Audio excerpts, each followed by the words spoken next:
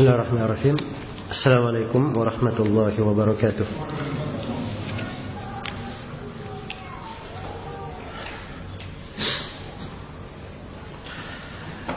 Alhamdulillahil malikil haqqil mubin.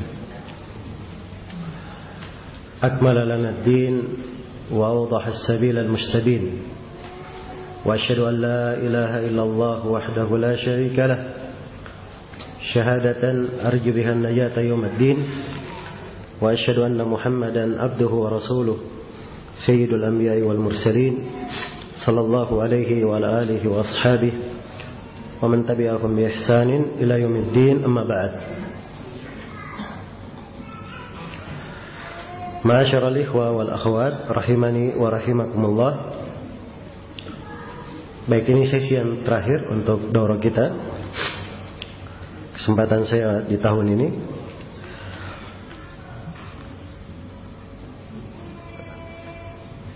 pembahasan dari akhir manzumah yang ditulis oleh salah seorang ulama Hanabilah yang masyhur di masanya, Al-Allama Muhammad bin Abdul Qawi Al-Mardawi Ad-Dimashqi Al-Hambali rahimahullahu ta'ala. Beliau lahir tahun 630 Hijriah dan meninggal tahun 699 Hijriah. Salah seorang pemuka ulama Hanabilah di masanya. Manzumah yang kita akan jadikan pembahasan di malam ini untuk memetik darinya etika dan adab serta motivasi bagi seorang penuntut ilmu, itu adalah rangkaian penutup dari kitab manzumah beliau. Manzumah itu adalah di dalam bahasa Arab membahasakan tulisan dua macam. Ada dengan nithir, ada dengan nazam. Nithir itu tulisan biasa yang biasa kita baca di kitab-kitab. Manzumah itu disusun dalam wazan syair-syair. Iya. Dan biasanya untuk ilmu supaya mudah dihafal, mereka menulisnya dalam bentuk syair-syair agar supaya mudah dihafal. Dan ini manzumah jumlahnya 12.000 bait syair. Penulisnya merangkum dan membahasakan isi dari kitab Al-Muqni' karya Ibnu Qudamah. Al-Muqni' karya Ibnu Qudamah, iya, itu dicetak dalam 2 jilid. Dan dia di urutan fikih adalah tingkatan yang kedua untuk kelas menengah. Oleh penulis disusun dalam 12.000 bait syair. Ya. Dan yang kita akan baca ini adalah penutupnya dari bait-bait syair ini. Hanya beberapa bait, insyaallah 20 bait syair saja, lebih sedikit. Ya, cukup untuk satu sesi. Kita mengambil pelajaran darinya dan selalu membekali kita dengan motivasi ilmu. Ya. Dan memang mengulangi tentang keutamaan ilmu, etika seputar ilmu, ini dari sebuah perkara yang sangat diperlukan oleh seorang penuntut ilmu. Jangan dia terputus dari mengingat keutamaan ilmu. Jangan dia terputus dari selalu mengulang bagaimana etika dan adab seorang penuntut ilmu, agar supaya dia selalu menjadi penuntut ilmu sejati. Iya, penuntut ilmu sejati. Sebab ada sebagian penuntut ilmu menuntut ilmu, masya Allah, ada kebaikan. Tapi kadang penuntut ilmu di sebagian waktu, di sebagian lainnya bukan penuntut ilmu. Iya. Ada yang kadang juga punya semangat, tapi karena dia tidak mempelajari etika di dalam ilmu, maka hanya berputar-putar saja seputar ilmu dan kurang mampu untuk meraih berbagai kebaikan dalam majelis-majelis ilmu. Dan ini juga tidak bagus. Iya. Maka hendaknya kita selalu mengingat dan mempelajari bagaimana etika-etika di dalam belajar dan bagaimana adab dalam menuntut ilmu. Dan di sini penulis di akhir manzumahnya Ya, terus terang beliau membawakan kalimat-kalimat yang sangat indah, sangat menyentuh hati.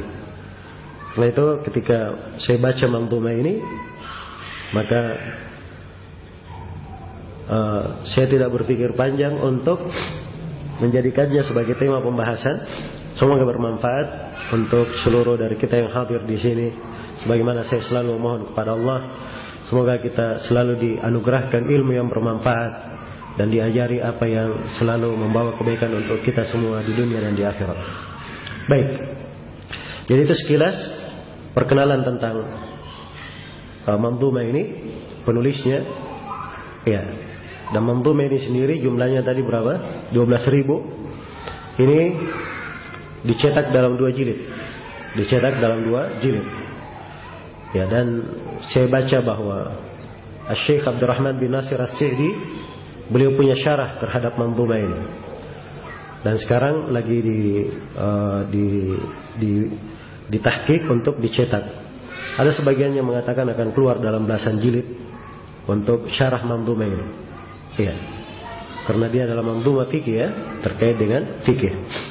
Ya, dan untuk pembahasan fikih, ya, seorang pemula jangan langsung masuk ke dalam. Ini tingkatan sudah menengah. Mulai dari tingkatan dasar. Ya, dasar itu pun bertingkat-tingkat. Ya, dasar bertingkat-tingkat. Ambil ilmu itu mulai dari yang kecilnya sebelum yang besarnya, agar supaya fondasi seorang dalam menuntut ilmu, dalam membangun ilmu menjadi kuat. Ya, dan bangunan-bangunan ilmunya dibangun di atas asas yang benar, sehingga ilmu yang dia pelajari selalu bermanfaat dan berfaedah untuk dirinya. Baik, berkata An-Nazim rahimahullahu taala, fakabit, kita dari yang saya bagikan di halaman 398, bermula dari bait syair yang kelima dari atas. Fakabit ila an tablugha an-nafsu udraha wa kun fi iktibasil ilmi talla'i anjudi. Iya. Kata penulis rahimahullah,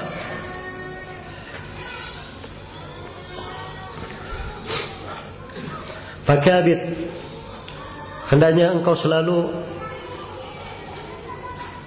menanggung segala kesusahan maupun segala hal yang meletihkan.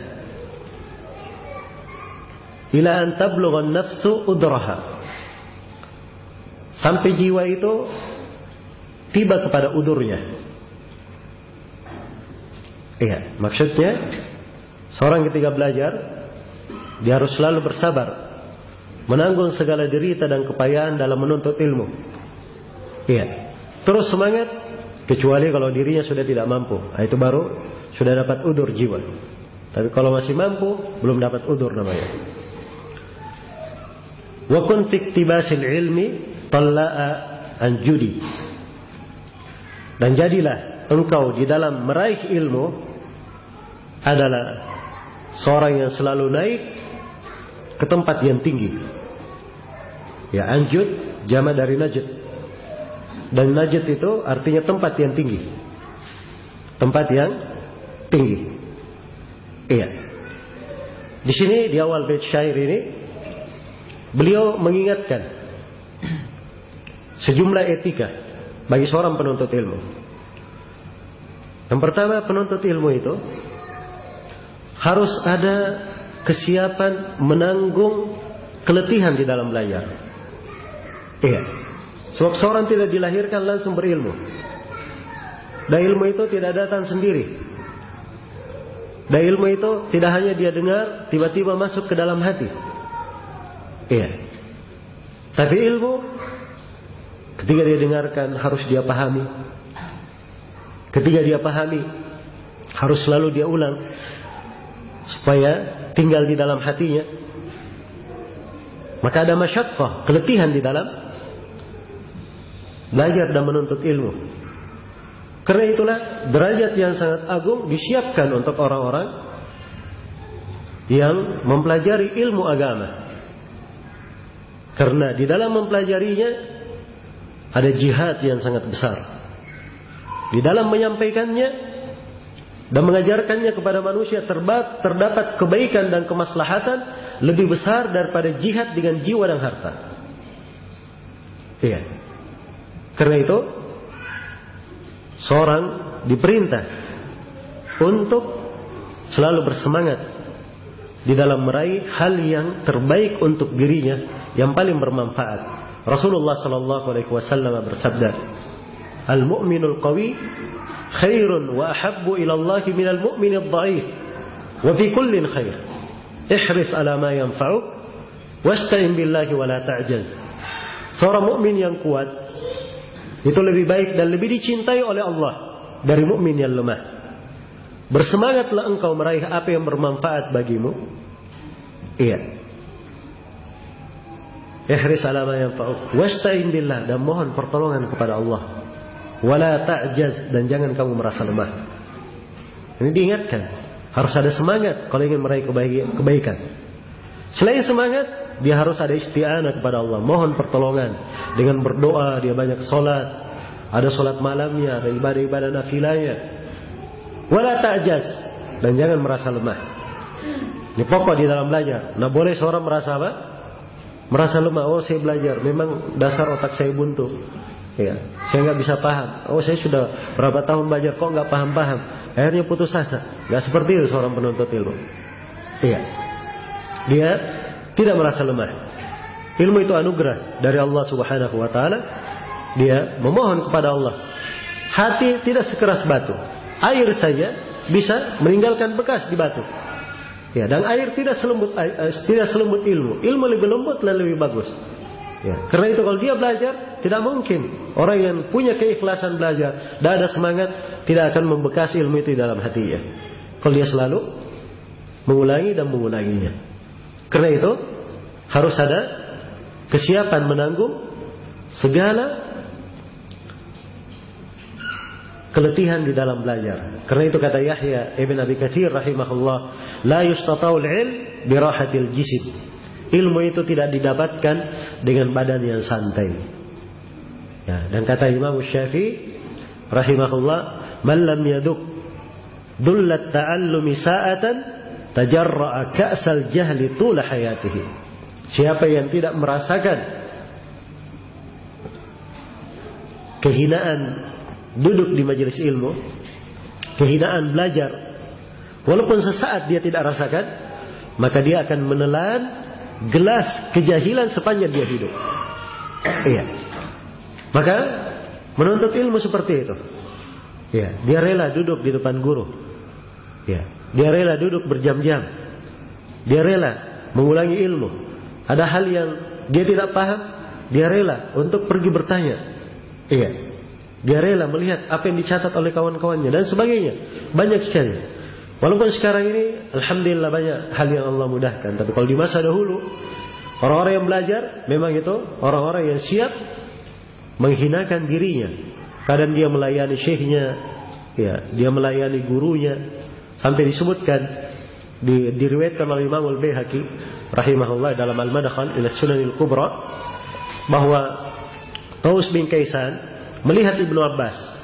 Beliau memegang tali unta Zaid bin Thabit.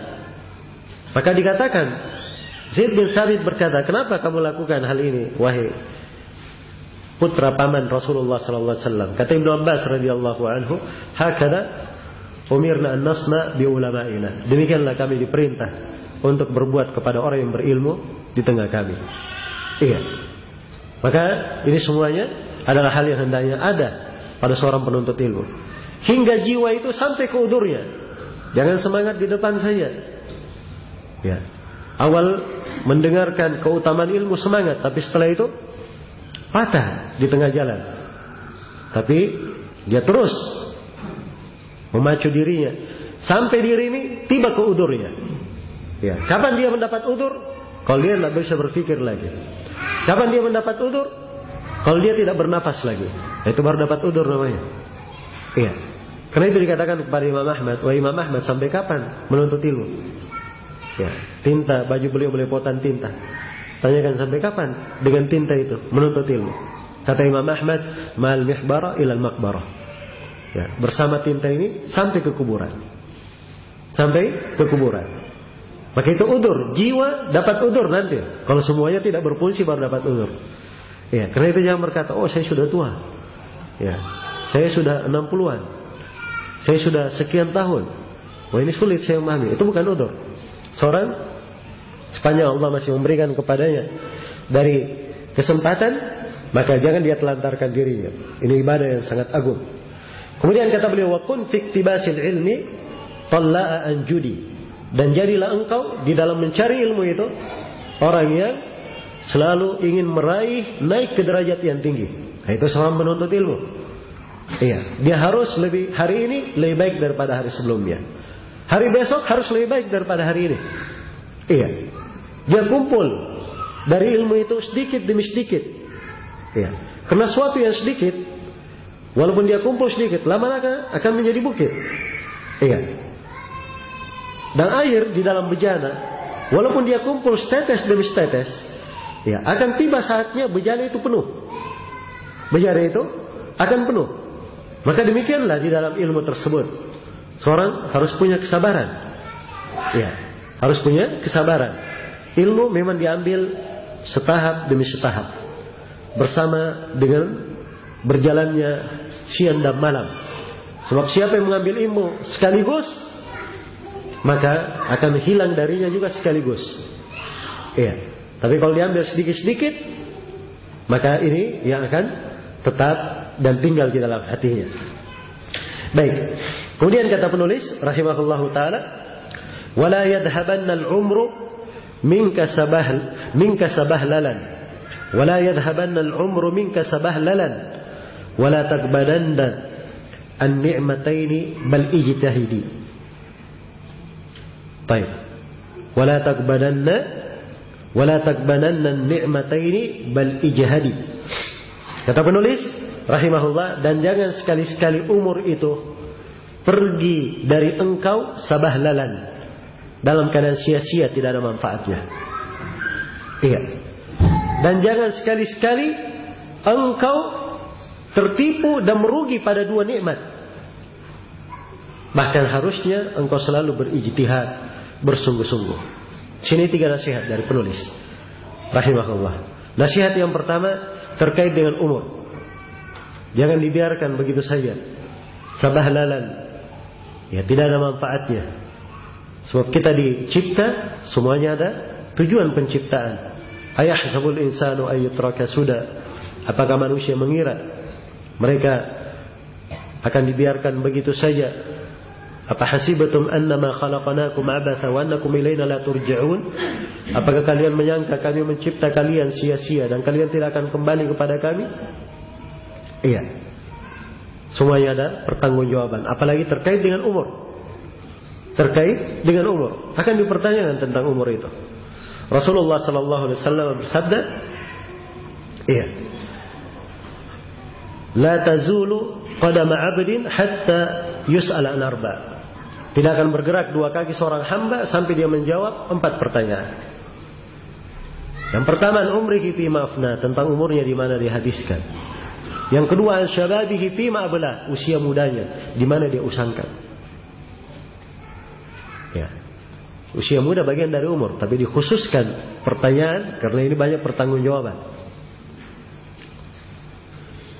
Wa an malihi min ayna iktasabahu wa fima anfaqahu, tentang hartanya dari mana dia dapatkan, ke mana dia belanjakan. Ini hartanya 2 pertanyaannya. Kemudian yang ketiga, ilmihi fima amila bihi, tentang ilmunya bagaimana dia beramal dengannya. Iya. Maka umur ini harus dimanfaatkan.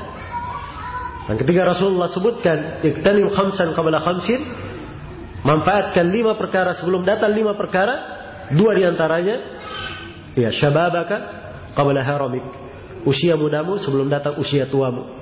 Dan diantaranya juga hayataka qabla mautika, gunakan hidupmu sebelum kamu mati. Iya. Jangan biarkan umur itu berlalu sia-sia. Harus ada makna-makna dari ibadah yang tercakup di dalam umur itu. Dan yang paling indahnya, paling mudahnya, dan paling berberkahnya seorang menghiasi umurnya adalah dengan dia menuntut ilmu. Membaca Al-Quran, membaca hadits, mengulanginya, mengajarkannya, hadir di majelis ilmu, ya, mendengarkannya. Dan sekarang banyak kemudahan, ya, bisa dengar pakai HP, bisa dengar pakai radio, banyak macam. Allah mudahkan di masa ini. Ya. Ini ibadah, menuntut ilmu disepakati oleh para ulama lebih afdal daripada seluruh ibadah nafilah yang lainnya. Iya. Bahkan lebih afdal daripada jihad sekalipun. Jihad yang sifatnya jihad sunnah. Karena itu ilmu ini apabila bersama seorang hamba dan selalu dia pelihara, maka ini akan menjadikan umurnya berberkah, kehidupannya berberkah. Karena itu di tafsir ayat di surah Maryam, ucapan Nabi Isa alaihi salam, wa ja'alani mubarakan aynama kuntu, dan saya dijadikan oleh Allah berberkah dimanapun saya berada. Para ulama menafsirkan berberkah dimanapun dia berada. Bagaimana caranya? Mu'alliman lil khair, dia mengajarkan kebaikan dimanapun dia berada. Terkait dengan apa? Terkait dengan ilmu. Nasihat yang kedua dari penulis, wala taqbalanna ni'matain, jangan kamu tertipu pada dua nikmat. Al-ghaban itu seorang beli barang di toko. Berapa harga barang ini, Pak? Oh, ini 100.000. Padahal harganya cuma 10.000. Iya, dia pulang sehingga toko lain, dia tanya, ini barang harganya berapa? Ya, toko lainnya berkata 10.000. Wah, masa di sana dijual 100.000? Hah? Datang lagi ke toko lain untuk memastikan berapa. Oh, tetap 10.000. Oh, berarti dia apa? Tertipu oleh yang pertama. Itu ghaban namanya. Ya, maghbun. Dia sudah beli, ternyata dia tertipu. Nah, sekarang ada dua nikmat. Jangan sampai kita tertipu seperti itu. Iya. Apa dua nikmat ini? Itu diingatkan dalam sebuah hadits yang diriwayatkan oleh Imam Al-Bukhari dari Ibnu Abbas. Dan ini maksud, kelihatannya ini maksud oleh penulis. Rasulullah sallallahu alaihi wasallam bersabda, "Ni'matani maghbunun fihi ma katsirun minan nas, as-sihhatu wal faragh."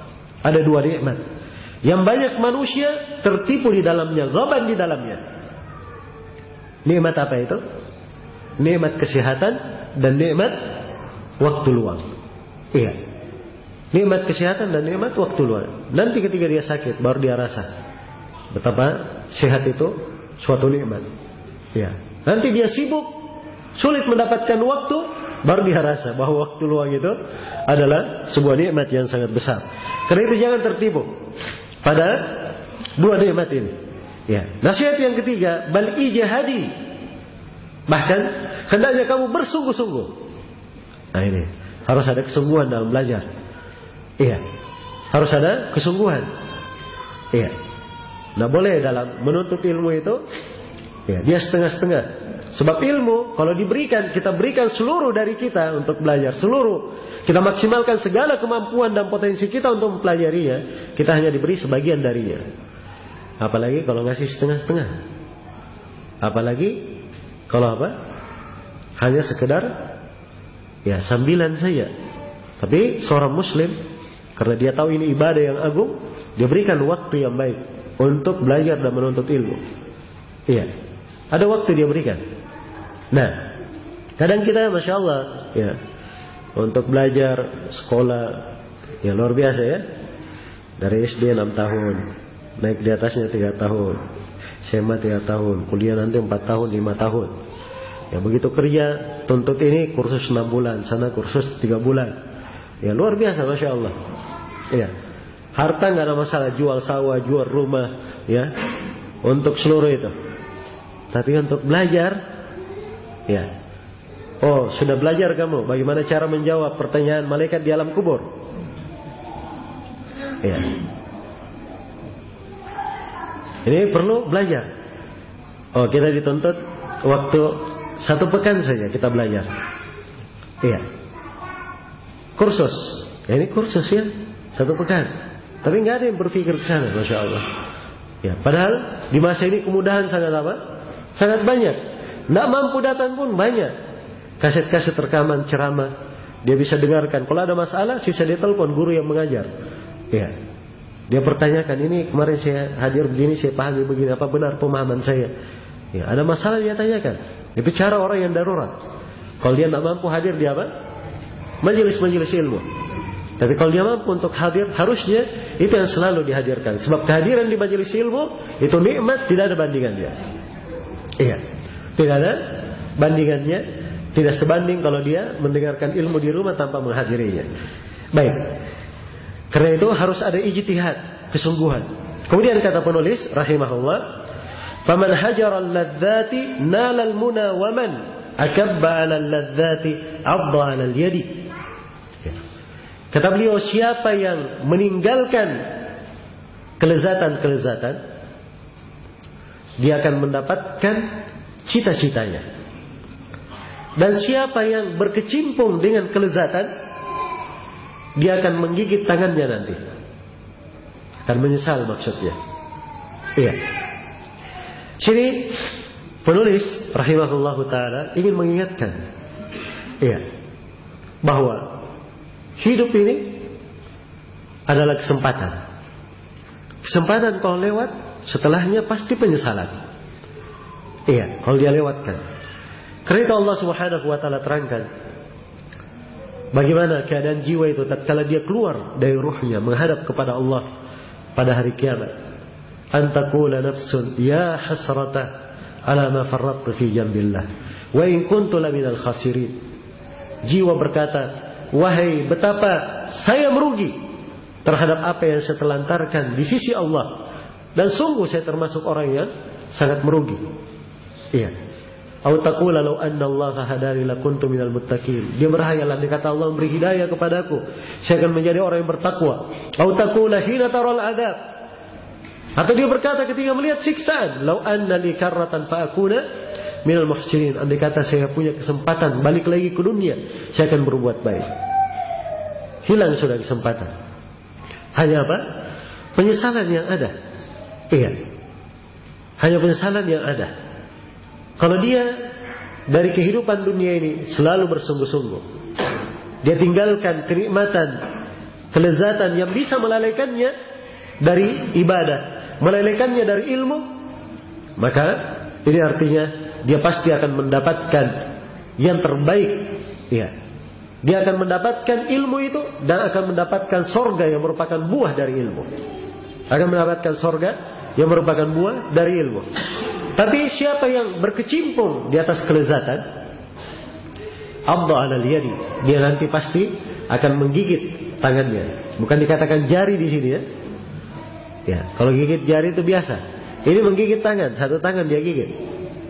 Iya, itu penyesalan luar biasa. Iya. Dan Allah Subhanahu wa taala sebutkan pada hari kiamat ada orang yang menyesal seperti itu. Allah berfirman di surah Al-Furqan, "Wa yawma ya'addu adh-dhalimu 'ala yadayhi yaqulu ya laitani ittakhadtu ma'ar rasuli sabila ya laitaha ya wailata laitani lam attakhidh fulanan khalila laqad adallani 'an adh-dhikri ba'da idh ja'ani wa kana asy-syaitanu lil insani khadula." Hari itu, pada hari kiamat, tatkala orang yang zalim menggigit kedua tangannya, saking dahsyatnya penyesalannya, dua tangannya masuk ke dalam mulutnya, dia gigit, dia tidak menyadarinya. Iya, dia berkata, wahai betapa menyesalnya saya. Kenapa saya ketika hidup dahulu tidak mengambil jalan ikut bersama Ar-Rasul? Baru dia menyesal. Tidak mengambil jalan bersama Ar-Rasul, tidak mempelajari agamanya, tidak mengikuti syariatnya, tidak mengamalkan tuntunannya, baru dia menyesal. Iya. Dan lebih menyesalnya lagi, ya laitani, ya wailata laitani lam attakhidh fulanan khalila. Ya, wahai betapa kasihannya saya. Andai kata saya dulu di dunia tidak menjadikan si fulan sebagai panutanku. Dia tidak mengikuti jalan Rasul, tapi mengikuti jalan manusia. Ini bahaya orang yang bertaklid, ikut-ikutan. Ya, hanya tahu ya nenek moyang, guru dan seterusnya, tidak ikut kepada Al-Quran dan As-Sunnah. Dia akan menyesal pada hari kiamat. Ya. Sungguh orang itu telah menyesatkanku dari jalan yang lurus setelah datang adzikir itu kepadaku. Dan syaitan memang selalu mengkhianati manusia, selalu membuat manusia itu merugi. Iya. Maka hati-hati ya di dalam memperhatikan kondisi diri. Ya, siapa yang meninggalkan kelezatan, dia akan dapatkan apa yang dia cari. Dan siapa yang berkecimpung, selalu berkubang di atasnya, maka dia akan menggigit tangannya menyesal. Bukan artinya bahwa seorang itu tidak boleh merasakan sesuatu dari hal yang baik, dia makan yang baik, ya, atau dia tidur di atas tempat tidur, ya. Bukan itu maknanya. Tapi maknanya adalah seorang tatkala bergeliman dengan kelezatan, iya, dan hal tersebut melalaikannya dari kehidupan akhiratnya, dari ilmu agama, itu adalah perkara yang dicela. Karena itu di dalam makan misalnya, tidak dilarang seorang itu makan kenyang, tapi sekali-sekali. Kalau tiap hari, setiap kali makan kenyang, ini berlebihan namanya. Iya. Karena itu Rasulullah SAW dan para sahabat pernah minum susu sampai semuanya kenyang, tidak mampu lagi minum. Iya. Tapi di kebanyakan keadaan Rasulullah SAW dimaklumi bagaimana keadaannya. Baik, maka ini semuanya dari pembahasan penulis. Ya, dan ini biasanya di etika tata bahasa Arab, kadang ada uslub penekanan sehingga kadang di dalam pembahasan ada makna-makna yang kadang perlu didetailkan. Sebab kalau sepintas lalu dipahami terlalu berlebihan. Kemudian kata beliau rahimahullah, "Fati qam'i ahwa'in nufusi i'tizazuha wa fi nailiha ma tashtahi dillun sarmadi." Wa fi nailiha ma tashtahi dillun sarmadi. Kata beliau, di dalam memutus hawa nafsu jiwa terdapat kemuliaan untuk jiwa itu. Ya, dan di dalam meraih apa yang dianggap lezat syahwat jiwa itu terdapat kehinaan yang terus menerus. Ya. Sini beliau menegaskan tentang bagaimana seorang itu menghadapi jiwanya. Ya, jiwa ini harus dia tundukkan. Jangan dia ikuti hawa nafsunya. Harus dia putus hawa nafsu itu. Dia pegang jiwanya, dia tundukkan. Barulah dia akan mendapatkan kemuliaannya sebagai orang yang memiliki jiwa. Sebab jiwanya dia miliki, dia tundukkan. Tapi kalau jiwanya dia memperturutkan hawa nafsunya, jiwanya tidak bisa dia pegang, maka jiwa ini akan mengikuti segala syahwatnya. Dan itu adalah kehinaan yang selama-lamanya. Iya. Maka harus dijaga keberadaan jiwa itu. Dan tadi saya bacakan ayat. Iya. Firman Allah Subhanahu wa taala, "Fa amma man tagha wa athara al-hayata ad-dunya fa innal jahima hiyal ma'wa wa amma man khafa maqama rabbih wa nahaa an-nafsa 'anil hawa fa innal jannata hiyal ma'wa." Adapun siapa yang melampaui batas dan lebih mementingkan kehidupan dunia, dia larut di dalam kehidupan dunianya, dalam kelezatannya, dia ikuti seluruhnya, maka neraka jahim adalah tempat tinggalnya.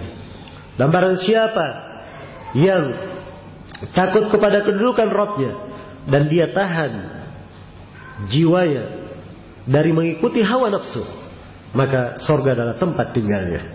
Surga adalah tempat tinggalnya.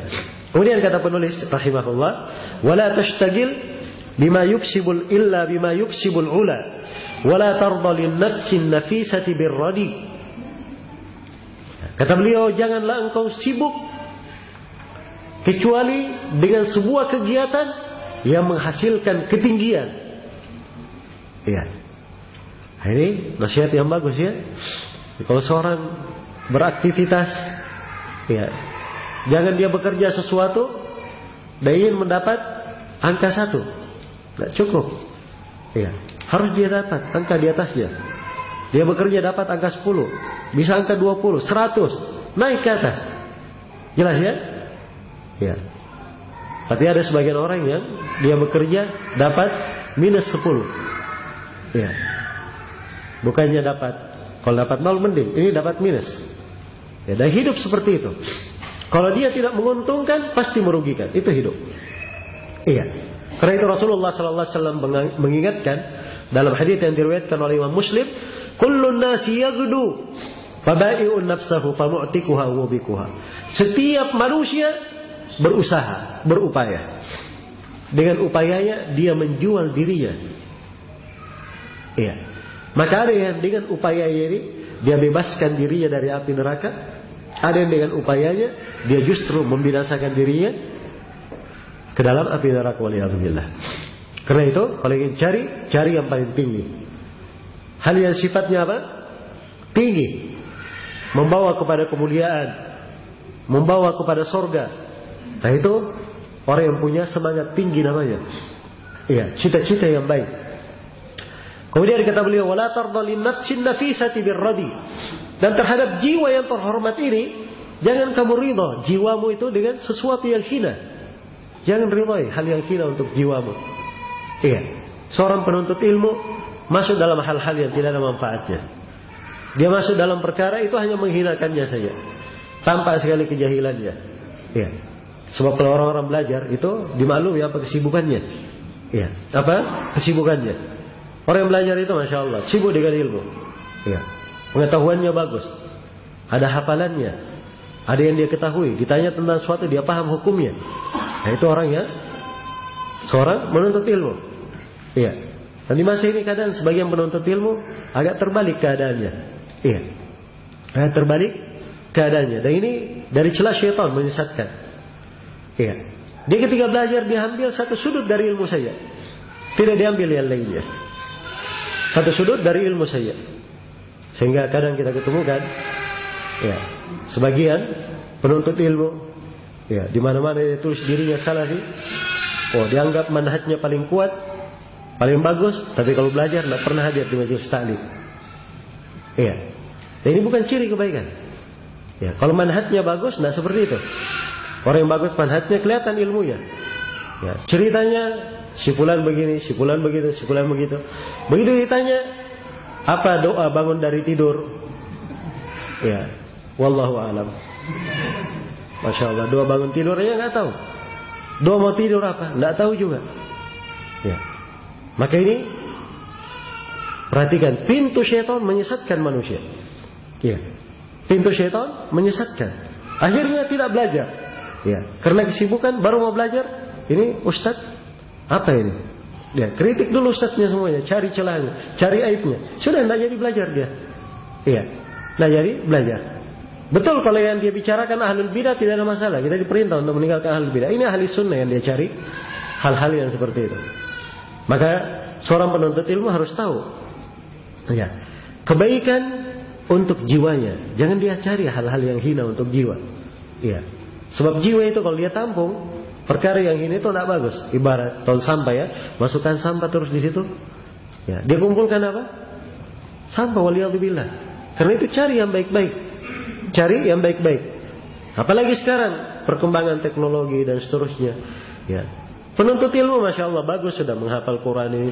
Tapi setelah kenal internet, bacanya internet aja terus. Internet. Tulisan nggak tahu siapa yang menulis. Ya. Belajar juga nggak tahu di mana belajarnya. Ya, maka jangan ridha menampung hal-hal yang jelek dimasukkan ke dalam jiwa. Ya, kalau itu berasal dari seorang ustadz, berasal dari seorang yang berilmu, nggak ada masalah. Ya, tapi kalau berasal dari orang-orang yang jahil, ya, berasal dari orang-orang yang tidak ada hubungannya dengan ilmu, berasal dari orang-orang yang dikenal dengan kedengkian, apalagi kadang sering berdusta, maka itu tidak cocok seorang membaca hal-hal yang seperti itu. Baik, maka penuntut ilmu dia pandai menimbang untuk jiwanya. Ya, dia sibuk dengan hal yang memuliakannya saja. Jangan dia rela untuk jiwanya yang terhormat hal yang merendahkannya. Kemudian kata beliau, wa fi khalwatil insani bil ilmi unsuhu wa yaslamu dinul mar'i inda tawahhudi wa yaslamu min qilin wa qalin wa min ada jalisin wa min washin baghidin wa hussadi. Ya. Kata beliau rahimahullah, dan ketika seorang bersendirian dengan ilmu, ya, dia hadir di majelis ilmu. Setelah itu dia pulang ke rumahnya, apa yang dia pelajari dia bersendirian, dia ulangi, dia baca. Nah, itu terdapat ketenangannya. Ya, itu yang menghiburnya. Dia sendiri pun ada kawannya, buku-buku dia baca. Merasa sejuk dia di rumahnya. Iya. Dan ketika dia sendiri, agamanya selamat. Agamanya selamat. Sebab dia menggunakannya dengan ilmu, membaca ilmu. Iya. Karena itu Rasulullah SAW menganjurkan di masa banyak fitnah seorang sibuk dengan ibadah. Di dalam hadits Ma'qil bin Yasar riwayat Muslim, beliau bersabda, Al-ibadatu fil haraj kahijratin ilayya. Beribadah di masa fitnah bagikan berhijrah kepadaku. Dan ketika ditanya oleh Uqbah bin Amir al-Juhani, Rasulullah sallallahu alaihi wasallam bersabda, ditanya, "Ya Rasulullah, man najat?" Wahai Rasulullah, apakah jalan keselamatan? Maka Rasulullah menjawab, "Amsik 'alaika lisanak wal yasa'ka baituka wa baki 'ala khati'atik." Hendaknya lisanmu kamu jaga. Hendaknya rumahmu menjadi lapang bagi kamu. Dan hendaknya kamu selalu menangisi kesalahanmu. Itu jalan keselamatan. Maka seorang penuntut ilmu, kalau dia jaga dirinya di atas akhlak ini, luar biasa. Iya. Tapi yang menjadi masalah bagi seorang penuntut ilmu, kalau dia terlalu banyak, qila wa qal. Ada yang berkata begini, berkata begitu. Perkara nggak jelas. Iya. Baik. Karena itu diingatkan di sini oleh penulis. Wa yaslamu min qilin wa qalin wa min ada. Dia akan selamat dari qila wa qala. Dikatakan begini, dikatakan begitu. Wa min ada jalisin. Dan dia akan selamat dari gangguan teman duduk. Ya. Wa min washin baghidin wa hussadi. Dan dia akan selamat dari orang yang menampakkan akhlak kebencian. Dan selamat dari orang-orang yang hasad. Selamat dari orang-orang yang hasad. Nah, kemudian kata beliau, fakun hilsa baitin fahuwa shitrun li auratin wa hirzul fata min kulli ghawin wa mufsili. Iya. Kata beliau, maka jadilah kamu hilsa bait. Iya. Jadilah engkau lampu rumah. Iya. Jadilah engkau seperti penjaga atau lampu di rumah. Dia di rumah terus, tidak pernah keluar di situ, di rumahnya. Iya. Fahuwa sitrun li auratin. Dia adalah suatu yang menjaga auratnya. Nah, dan kalau dia selalu di rumahnya, mengurung dirinya dengan ilmu, maka itu akan menjaga auratnya. Wa hirzul fata min kulli ghawin wa mufsidi. Itu yang menjaga anak muda dari segala yang menyesatkannya dan yang merusaknya. Iya. Ini di masa penulis penulis ucapkan. Sebab biasanya kalau mau aman seperti itu, kurung diri di rumah. Tapi kalau sekarang di rumah pun dijajah. Iya. Internet masuk di rumah. Bahkan kalau dia di luar lebih aman dari internet dia pegang. Iya. Kadang di sebagian keadaan. Ya. Duduk pun ada SMS masuk. Ya. Menyibukkannya, melalaikannya. Nah, maka di kondisi yang seperti ini, bagus seorang berada di rumahnya. Tapi harus dia tutup segala pintu yang bisa menyibukkan dia. Sebab yang dimaksudkan adalah dia konsentrasi dengan ilmu. Dia konsentrasi dengan ilmu. Baik. Dan ini beliau isyaratkan sebuah hadits. Dan saya nggak ingat sekarang haditsnya, kelihatannya ada masalah begitu. Baik. Hanya saja nasihat penulis ini adalah hal yang baik. Ya. Dan hilsa itu adalah sesuatu yang dipakai menutupi rumah. Ya. Ya, kalau dia dipakai menutupi rumah itu dikatakan hilsa baitin. Kemudian kata beliau, wa khairu jalisil mar'i qutbun tufiduhu uluman wa adaban wa aklan muayyadi. Sebaik-baik teman duduk seorang itu adalah buku-buku yang memberikan faedah kepadanya. Faedah ilmu, faedah adab, faedah akal yang Akal yang penuh dengan Penuh dengan dukungan kebaikan. Iya. Baik. Jadi di sini beliau mengarahkan, kalau seorang berada di rumahnya, jangan di rumahnya berpikir sendiri, tapi dia baca buku-buku. Buku-buku yang mengandung ilmu-ilmu, adab, dan membuat dia berakal dengan akal yang baik. Iya. Harus ada akalnya, ada kedewasaannya. Iya. Sebab kadang seorang tidak pandai menggunakan akalnya. Akal itu kenapa dikatakan akal? Sebab akal menahannya dari berbuat yang jelek. Iya. Jadi kalau dia akalnya tidak menahan dia dari berbuat yang jelek, maka itu berarti tidak ada akalnya atau kurang akalnya. Demikian. Karena itu harus dipahami. Akal ini perlu dididik dengan baik. Iya. Karena itu para ulama menulis buku-buku bagaimana seorang itu bisa berakal dengan akal yang benar. Iya.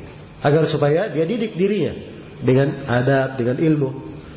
Ya, kalau dia tidak baca buku di rumahnya, kata penulis, wa khalid idza khalaqta kullu muwaffiqi kullu muwaffaqin minal ulama ahli tuqa wat tasaddudi. Iya. Kalau engkau bergaul, maka bergaullah dengan orang yang muwaffaq, orang yang mendapat taufik. Siapa itu? Dari kalangan ulama, orang-orang yang bertakwa lagi berada di atas jalan lurus. Iya. Jadi di sini beliau arahkan. Dan ini sisi yang kedua, ini sisi penting. Sebab seorang penuntut ilmu, asalnya dia belajar ke guru. Membaca itu nanti tahapan. Iya.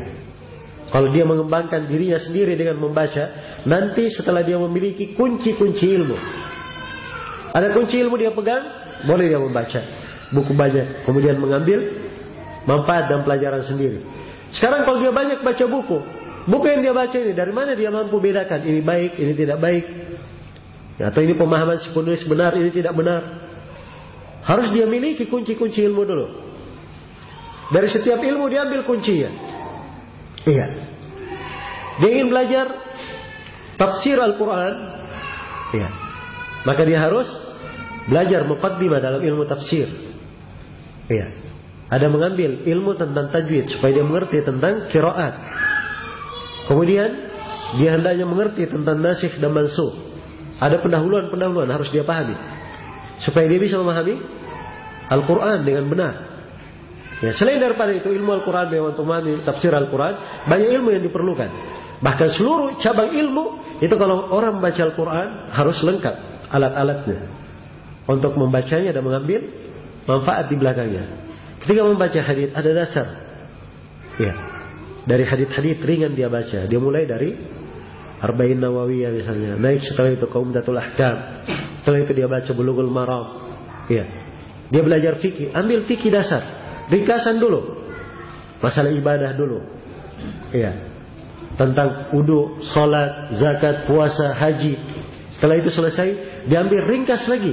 Fikih ibadah untuk seluruh cakupan fikih dari awal sampai akhir. Di 4 babnya. Bab ibadah, bab nikah, ya, bab muamalah dan bab peradilan dan hukum-hukum.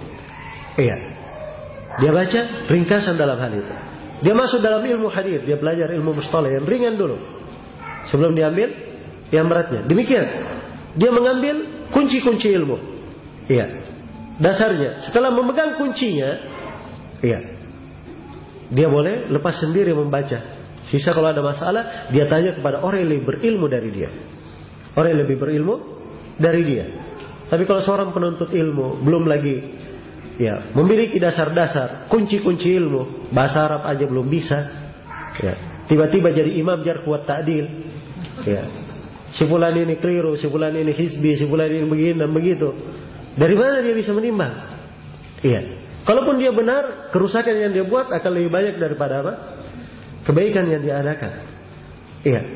Maka harus dipahami bahwa segala sesuatu itu ditempatkan pada tempatnya. Ditempatkan pada tempatnya. Yang berbicara tentang ilmu adalah ahlinya. Iya. Orang-orang yang memiliki keahlian di bidang tersebut. Sehingga perkara menjadi baik. Jadi kalau bergaullah dengan orang yang baik. Iya. Dengan orang yang memiliki ketakwaan. Kalau bahasa penulis di sini, orang yang muwaffaq dari kalangan ulama, orang-orang yang memiliki ketakwaan dan tasaddudi, berada di atas jalan yang lurus.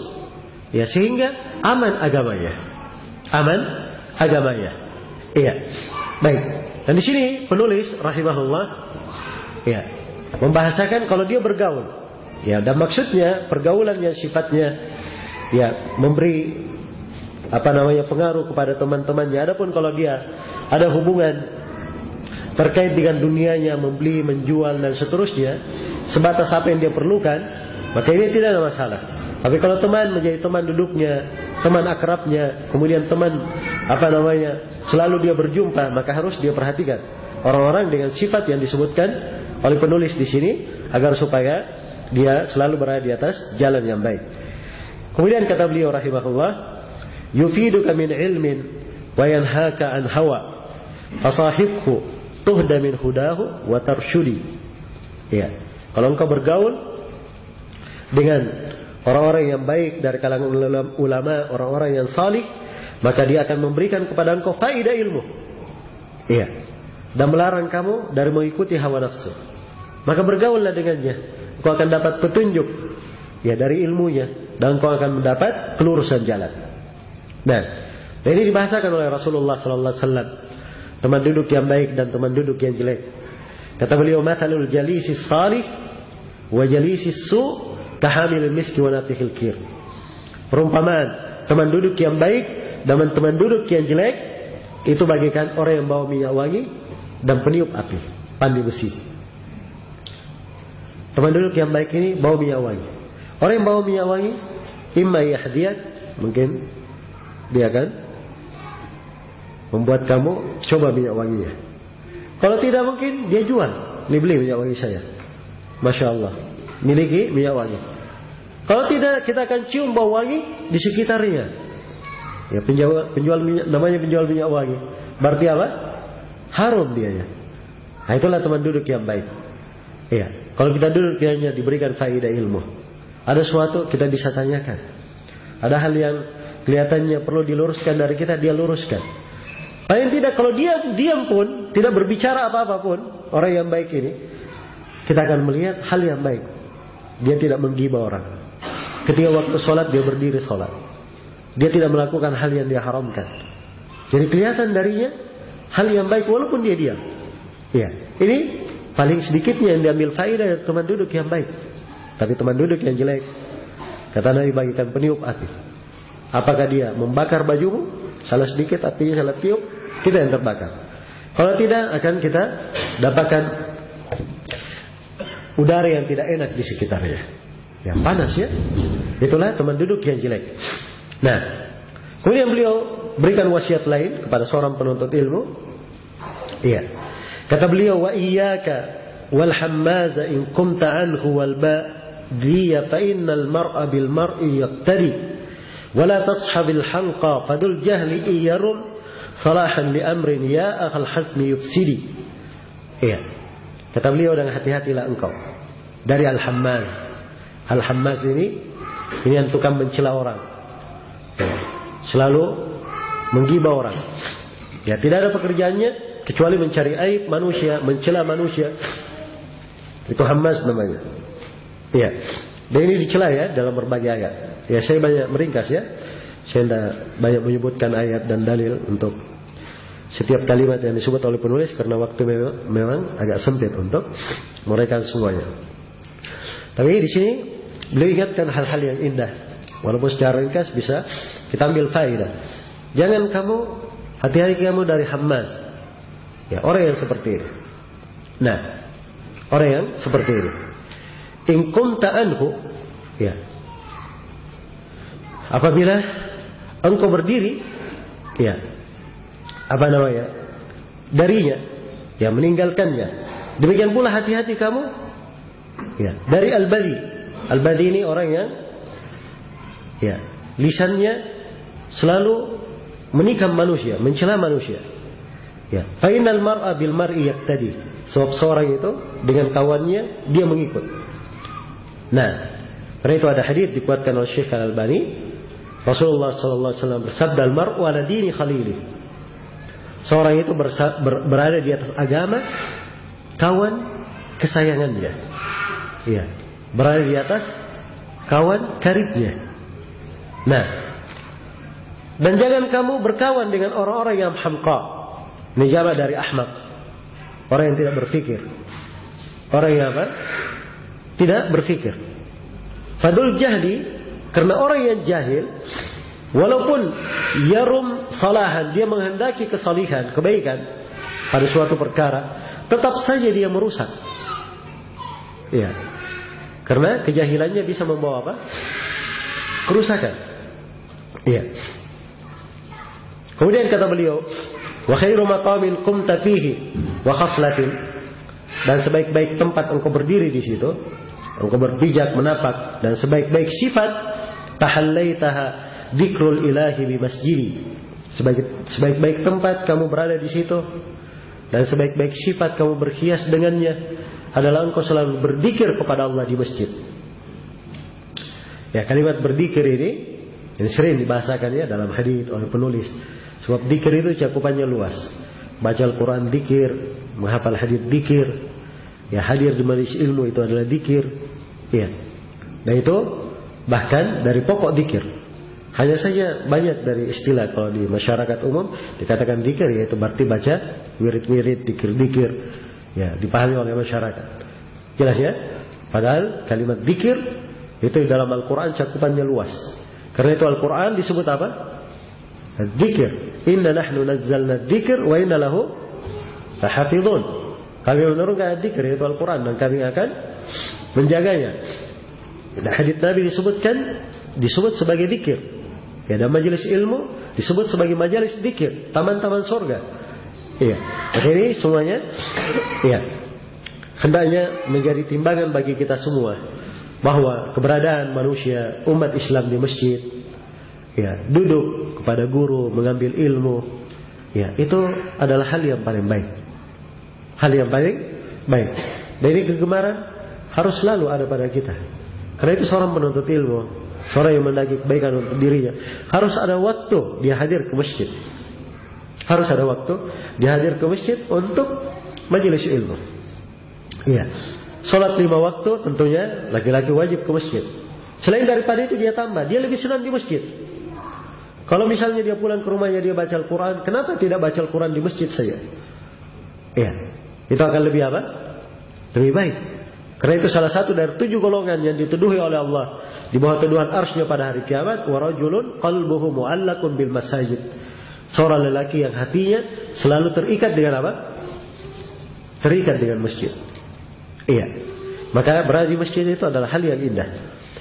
Kemudian kata beliau, wa kuffa 'anil awra lisanaka wal yakun dawaman bi dzikrillah ya sahibi nidi, ya sahibi nadi. Iya. Dan hendaknya engkau selalu menjaga lisanmu dari menyebutkan aurat orang, menyebutkan celah orang. Iya. Asalnya pada kehormatan kaum muslimin, pada aibnya itu tidak boleh disebut, kecuali kalau ada kemaslahatan agama di dalamnya, hal yang diperkecualikan.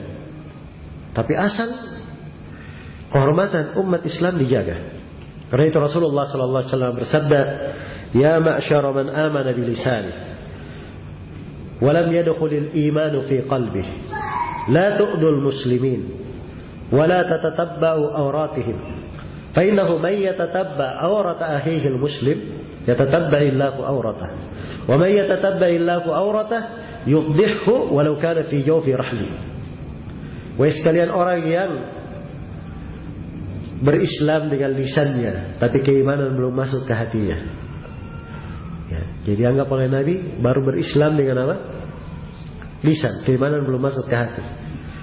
Jangan kalian mengganggu kaum muslimin, jangan kalian mencari-cari aurat mereka, sebab barang siapa yang mencari aurat saudaranya muslim, Allah akan mencari-cari auratnya.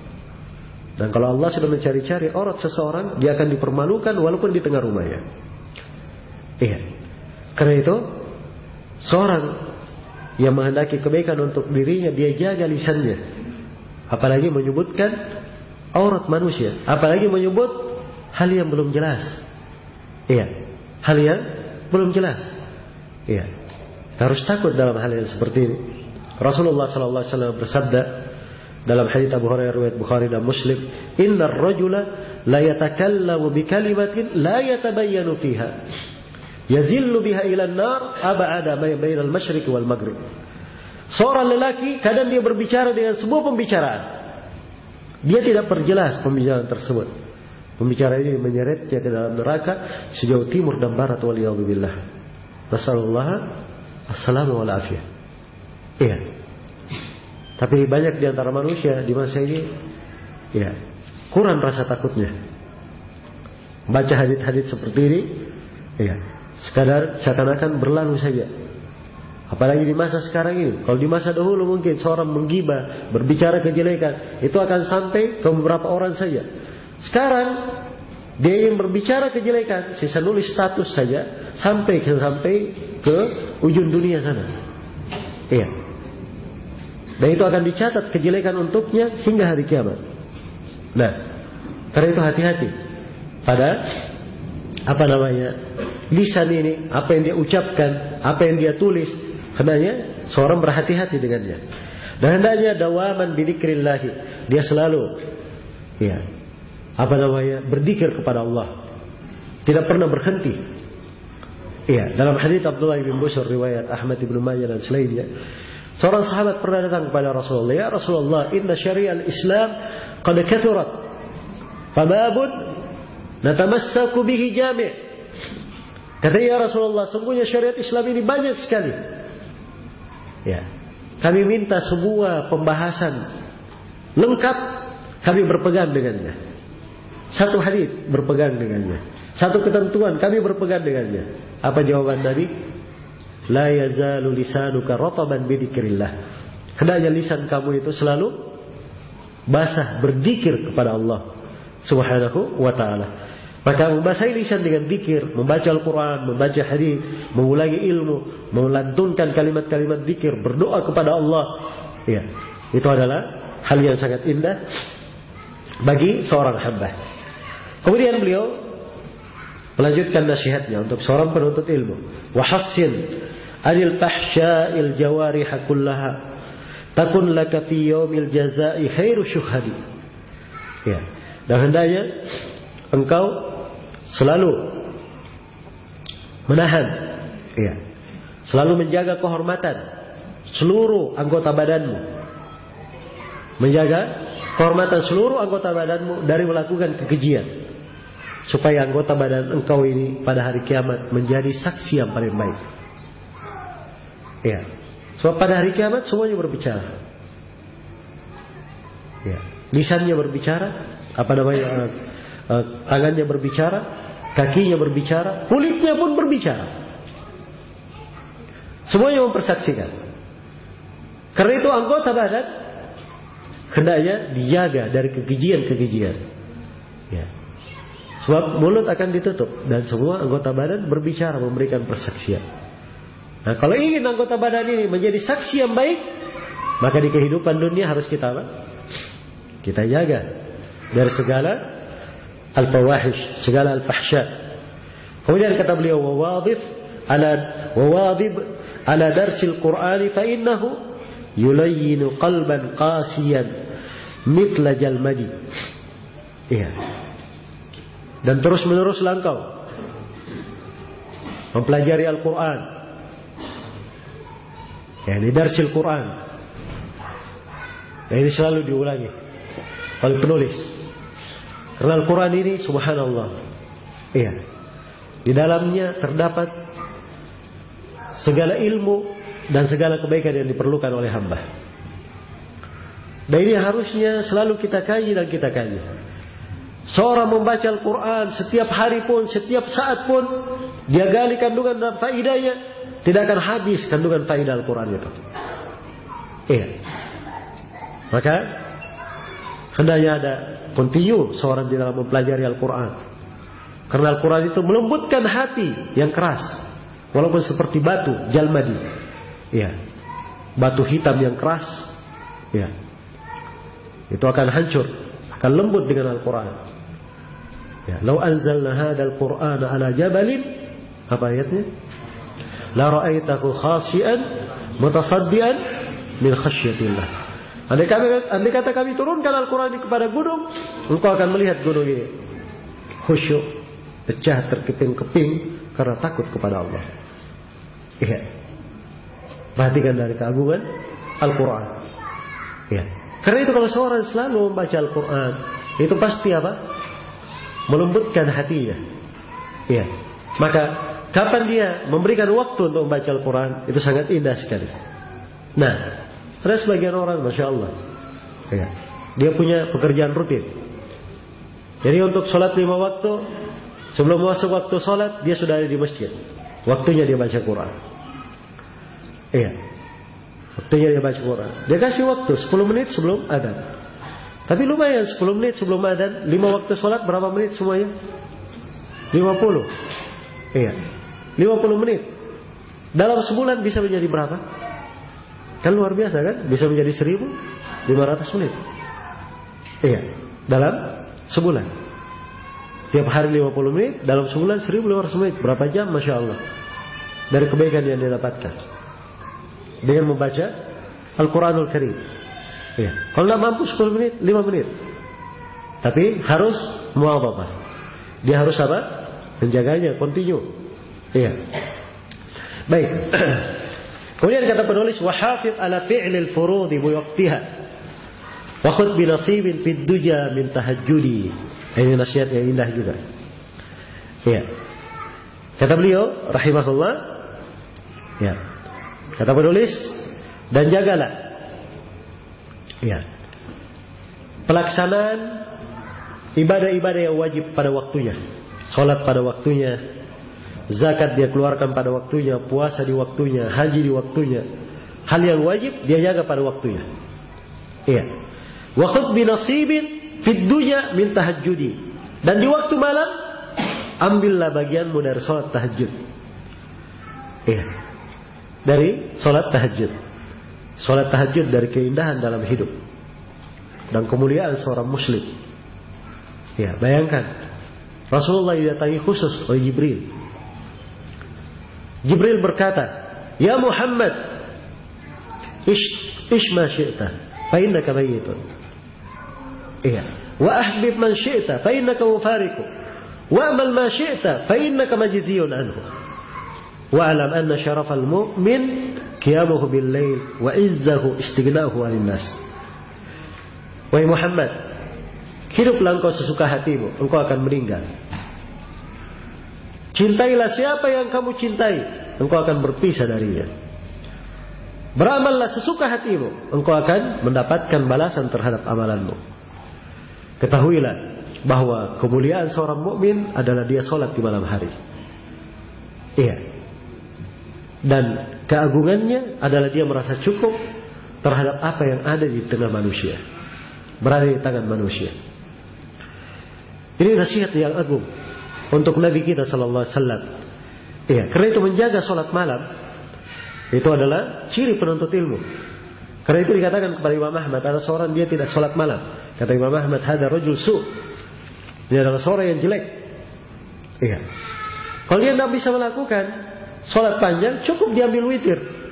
Ya, tapi dia pelihara, tidak pernah dia luput. Ya, kecuali kalau dia perjalanan atau semisal dengannya sedang sakit, ya, Allah memberikan keringanan. Dalam hadits Abu Musa riwayat Al-Bukhari, Rasulullah bersabda, "Idza safara al-abdu aw marida, kutiba ma kana ya'maluhu muqiman sahihan." Apabila seorang hamba itu melakukan perjalanan atau dia sakit, maka amalan yang biasa dia lakukan di masa dia sakit atau di masa dia melakukan perjalanan, di masa dia mukim, di masa dia sehat dan di masa dia mukim, amalan yang biasa dia lakukan itu tetap tercatat baginya. Jadi walaupun dia safar, kalau di kampungnya dia biasa melakukan amalan itu, maka di safarnya pun tercatat dia melakukannya. Dia sakit, tapi biasanya dia sholat malam. Walaupun dia tidak sholat malam, tatkala dia sakit, dia dicatat sebagai orang yang apa? Sholat malam. Karena itu di masa seorang tidak safar, dalam keadaan sehat, kalau dia berakal dengan akal yang baik, ingin kebaikan untuk dirinya, dia jaga dari kebiasaan-kebiasaan ibadah. Berzikir pagi dan sore, dari sholat rawatibnya, dari sholat malamnya. Sehingga kalau dia perjalanan pun tetap tercatat untuknya. Tapi bukan artinya kalau perjalanan dilarang seorang melakukan sholat sunnah. Boleh saja. Ya, dapat kebaikan lebih malah. Sudah tercatat untuknya kebaikan karena kebiasaannya. Ya, dan begitu dia ada waktu, dia tetap melakukannya. Ini Masya Allah ya. Adalah hal yang baik, cahaya di atas cahaya. Iya. Baik. Maka seorang penuntut ilmu menjaga ini. Iya. Dan ini termasuk keindahan hidup ya. Sehingga sebagian dari as-salaf ada yang berkata. Ya. Thabit bin Aslam al-Bunani. Beliau berkata. Ma bakiya min laddatid dunya illa thalath. Kata beliau, tidak ada lagi dari kelezatan dunia yang tersisa kecuali 3. Iya. Yang pertama kata beliau, sholat di malam hari. Yang kedua, sholat berjamaah. Dan yang ketiga, berjumpa dengan kawan-kawan. Itu maksudnya berjumpa dengan orang-orang yang salih. Iya. Itu yang beliau anggap yang tersisa dari apa? Kelezatan dunia. Dan sebagian dari as-salaf berkata, andai kata bukan karena sholat malam, saya tidak cinta lagi hidup di atas muka bumi. Iya. Dan sebagiannya lagi, Karena cintanya kepada sholat malam ini. Kalau datang malam hari, luar biasa gembiranya. Ya. Tapi datang siang hari, dia tidak gembira. Nah, inilah orang-orang yang apa? Punya ciri ibadah. Punya ciri ibadah. Maka seorang penuntut ilmu, ya, dia jangan hanya fokus di dalam menghafal, belajar. Itu bagus ya, tapi harus dia punya ibadah yang mendukung apa? Mendukung ilmu yang dia pelajari. Kalau dia gabungkan antara dua hal, itu akan menjadi indah dan saling mengikat. Saling mengikat antara ilmu dan amalan. Antara ilmu dan amalan. Kemudian kata beliau, wanadi idza ma qumta bil laili sami'an qariban mujiban bil fawadil yabtadi. Dan berdoalah kamu, bermohon. Kalau kamu sholat di malam hari, berdoalah kepada Allah, sami'an yang maha mendengar, qariban yang maha dekat, mujiban yang menjawab. Doa bil fawadil yabtadi, yang selalu memberikan apa? Kebaikan bagi hamba-hamba. Ya, telah syah dalam hadis riwayat Bukhari dan Muslim, dan ini hadisnya mutawatir. Ya, innallaha yanzilu ila as-sama'id dunya fi thuluthil lail al-akhir. Sungguhnya Allah Subhanahu wa taala turun ke langit dunia di sepertiga malam terakhir. Allah berfirman, hal min sa'irin, hal min mustaghfirin fa'ghfir lah, hal min sa'ilin fa'utiyah. Apakah ada orang yang memohon ampun, saya akan ampuni. Apakah ada yang meminta, aku akan kabulkan. Aku akan mengabulkannya. Iya. Maka sepertiga di tengah malam ini waktu yang sangat baik. Iya. Kalau dia tidak sholat malam, dia membaca Al-Quran di situ. Gemar dia berkhalwat. Dan dia tutup dengan istighfar. Bertobat kepada Allah. Sebab istighfar yang paling baik di sepertiga malam terakhir. Tobat yang paling baik di sepertiga malam terakhir. Iya. Jadi kalau ini menjadi rutinitasnya, itu adalah hal yang bagus. Kapan suatu hari dia kebablasan, dia tidur, boleh dia ganti di siang hari. Kalau dia punya kebiasaan sholat malam, misalnya dia selalu menjaga 5 rakaat. Suatu hari dia ketiduran, maka dia sholat di siang hari 6 rakaat, dia tambah 1 saja menjadi genap. Supaya menjadi berapa?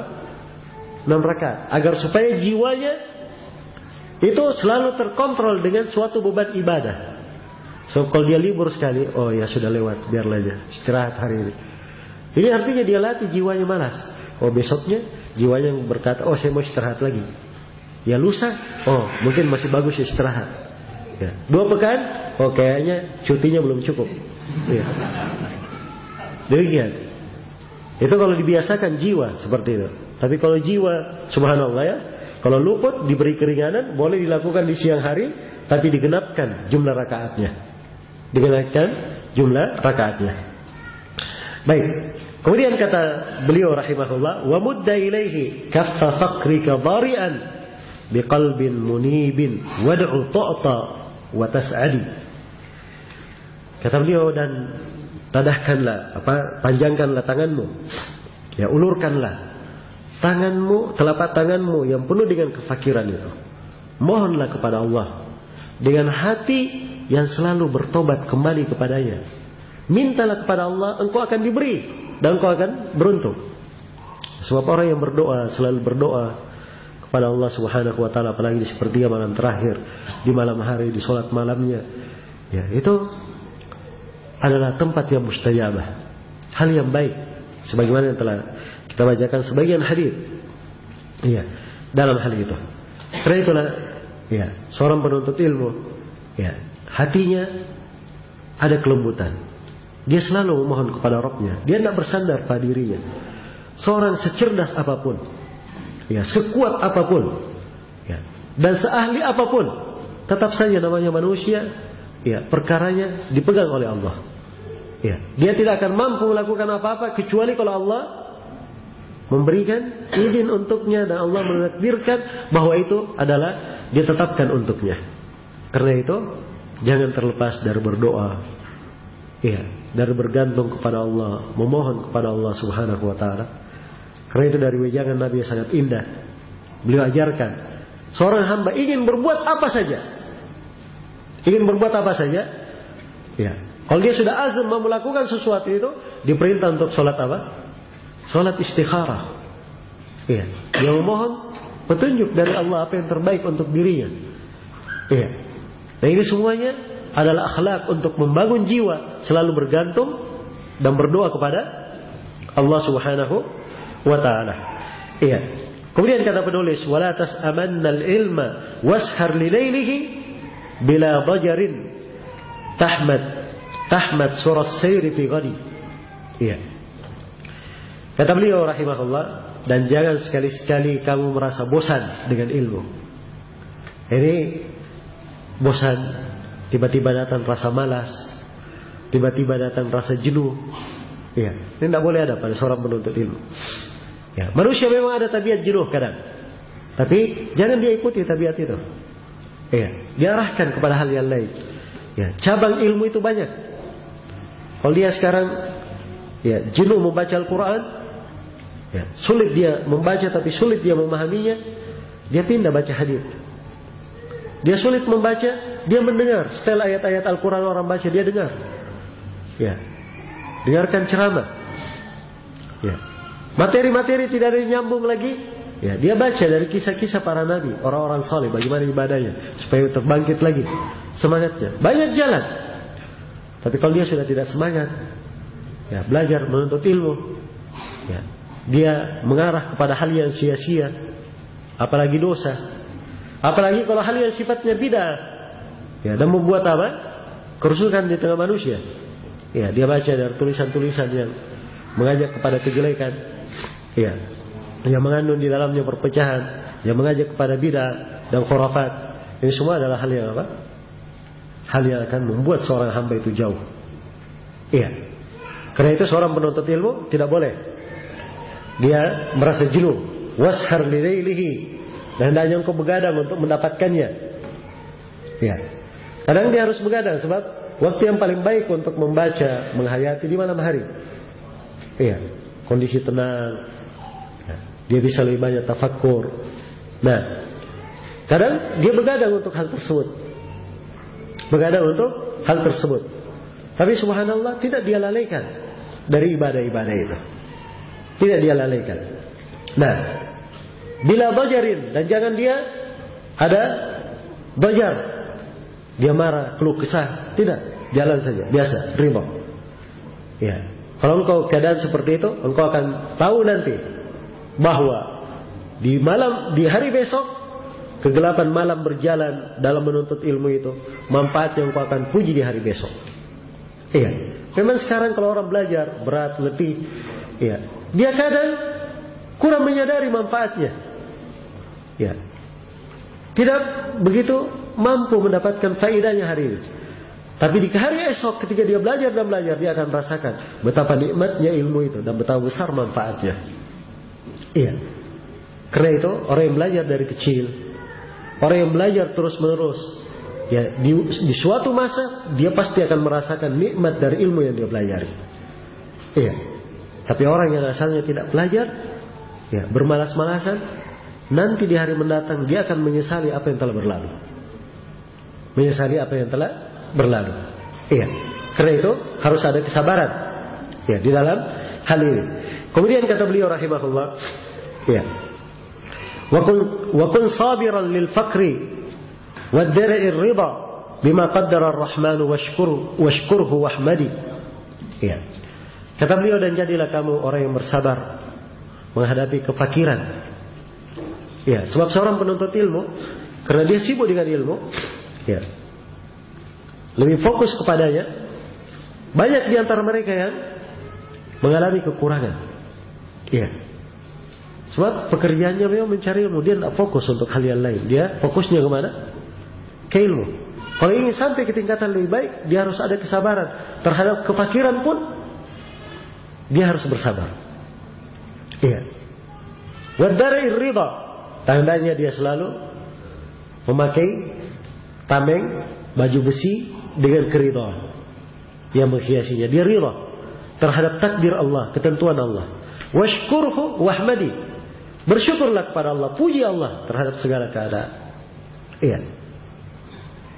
Tapi harus diketahui, ya, siapa yang mempelajari ilmu, Allah Subhanahu wa ta'ala tidak akan melantarkannya. Sebab menuntut ilmu itu adalah ibadah yang paling dicintai oleh Allah. Dan tak mungkin Allah menelantarkan seorang yang berjalan di atas jalannya. Iya. Ini harus diyakini oleh seorang penuntut ilmu. Tapi yang menjadi masalah seorang penuntut ilmu, namun dia sendiri kurang menghargai ilmu tersebut. Dia tidak tahu dari harga ilmu itu. Ya, bahwa ilmu itu lebih baik daripada dunia dan seisinya. Ilmu itu lebih baik daripada segala kekuasaan yang diperebutkan oleh manusia. Kalau dia tahu kadar ilmu itu, dia tidak akan menoleh dan tidak menjual agamanya dengan sesuatu yang hina dari apa? Dunia. Ya. Dan dia tidak akan menanggalkan ilmunya hanya disebabkan ingin mendapatkan kekuasaan.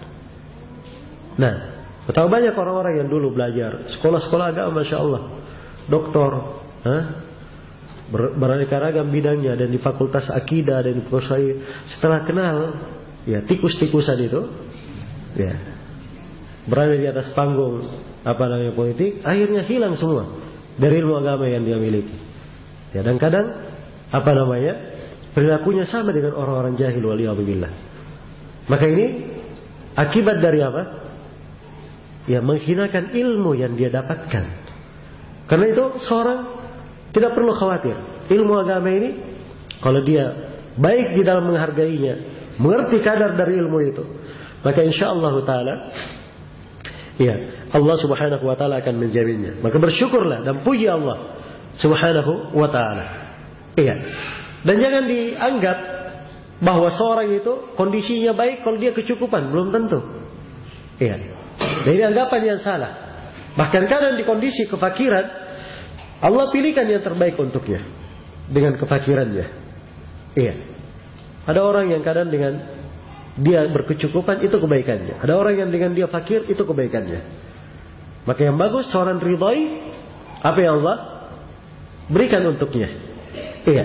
Kata beliau, famal izzu illa fil qanaati war ridha bi adana kafafin hasilin wat tazahhudi. Kemuliaan itu, kata penulis, adalah dalam qanaah, dia merasa cukup. Ridha, dengan sekadar kecukupan yang dia dapatkan. Wat tazahhudi, dan dia merasa zuhud. Iya, dia merasa zuhud, punya zuhud. Ya, zuhud itu artinya adalah seorang yang terikat dengan syariat, laksanakan perintah, meninggalkan apa yang dilarang, dan hatinya lebih besar kepada negeri akhirat. Itu zuhud namanya. Iya. Dan zuhud, ya, tidak mesti dikatakan dia zuhud memakai pakaian compang-camping. Ya, dia zuhud, dia harus tidak punya rumah. Ya, dia tidak boleh punya kendaraan. Yaitu istilah zuhudnya orang-orang sufi. Ya. Jelas ya? Karena dia zuhud seperti itu, punya baju bagus, sengaja dia bolong-bolong bajunya. Iya. Tapi kalau urusan dunia lainnya, wah, dia lebih hebat di depan. Itu bukan zuhud namanya. Iya. Abdurrahman bin Auf banyak hartanya, tapi diyakini bahwa Abdurrahman bin Auf dari ulama sahabat yang sangat zuhud. Sebab zuhud itu apa ukurannya? Iya. Orang yang zuhud ada dunia, tapi dunia cuma di tangannya, tidak di hatinya. Itu zuhud. Iya. Orang yang zuhud, dia hilang dari dunianya pun tidak pernah dia menyesali. Itu bentuk dari zuhud. Jelas ya? Ada orang yang punya dunia sedikit, tapi begitu hilang satu, luar biasa kesedihannya. Iya. Nah, ini jauh dari apa? Jauh dari pembahasan zuhud. Ya, karena itu kalimat zuhud ini kadang perlu diuraikan lebih mendalam ya. Banyak orang yang kadang salah paham. Kemudian kata beliau, "Faman lam yuqanni'hul kafafu, fama ila ridahu sabilun faqtani' wa taqassad wa taqassadi." Ya, kata beliau, siapa yang tidak merasa cukup dengan kafaf, ya, maka dia tidak punya jalan menuju kepada ridha Allah. Karena itu hendaknya engkau memiliki qanaah dan berada di atas jalur pertengahan. Kemudian kata beliau, "Famay yataghanna yughnihillahu wal ghina ghinan nafsi la an kathratil muta'addidi." Siapa yang merasa cukup, Allah akan mencukupinya. Dan kecukupan itu adalah kecukupan jiwa, bukan karena banyaknya harta yang dihitung. Iya.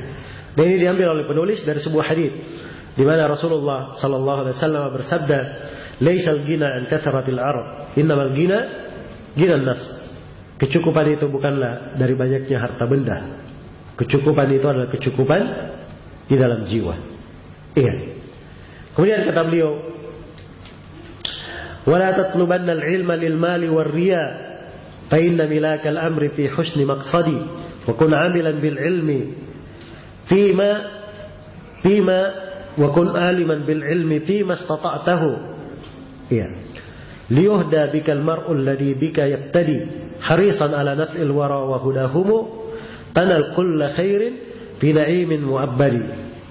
Kata beliau, la tatlubanna al-ilma lil mali war riya. Jangan kamu cari ilmu. Jangan sekali-sekali kamu cari ilmu untuk dapat harta.